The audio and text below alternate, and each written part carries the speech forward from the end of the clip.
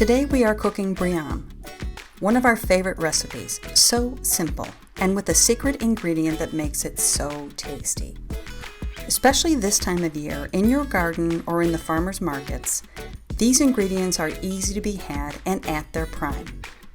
You'll need 2 tomatoes, 2 eggplants, 2 red peppers, 2 green peppers, 2 potatoes, 2 zucchinis, 3 to 4 red onions, 5 cloves of garlic, 1½ to 3/4 cup of very good olive oil. No supermarket olive oil here, use the best you can get. And lots of fresh herbs, which I will tell you about in just a bit. Let's get started.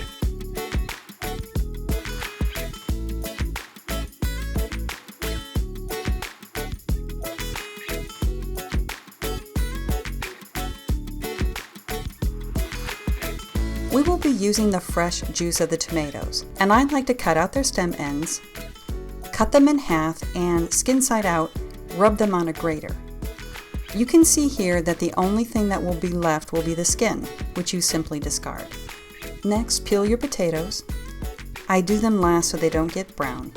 It's a good idea to slice them into slightly bigger chunks as they get done faster than the rest of the veggies. Now take your garlic, and you can use much more garlic than we're using here. It's totally up to you. Chop them slightly. Now we'll add our fresh herbs. The first one is rosemary, then fresh thyme, and then oregano. I am using the fresh leaves of oregano, rosemary, and thyme, and I emphasize only the leaves, not the stems. Make sure you have ample amounts of herbs. Of course, you can use any dried herbs you have instead of fresh. I am adding fresh basil, best again to use the leaves only, no stems. I'm showing you this small branch of bay leaves. Use bay leaves only whole, never chop them up, because you will remove them always before serving. Chop all the herbs with the garlic. I believe doing this way, it distributes the taste throughout the dish, but you can chop the garlic and the herbs separately if you like. That is really the best part of cooking, doing it your way. Now we'll prepare our oven pans. As you can see, you should not pile the veggies too high in the pans. They need to cook in the tomato pulp and the other secret goodies we'll be putting in. If they are piled too high, they will not be able to marinate while cooking. For the bowl that we filled with the cut vegetables, I will use 2 oven pans to cook it in. Spoon on top the tomato pulp. Follow with the garlic and herb mix, and be sure to save some for the other pan. Add a small amount of salt and pepper.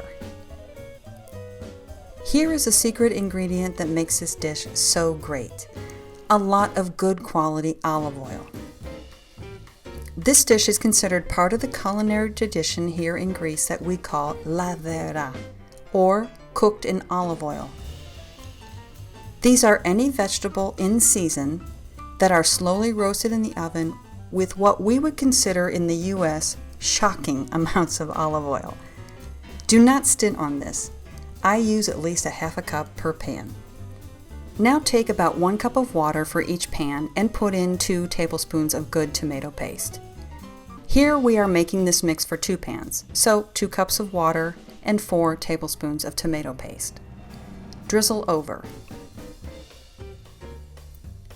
Cover with foil and bake for 1 hour at 350 degrees. For the last 15 minutes, take off the foil and let the water evaporate.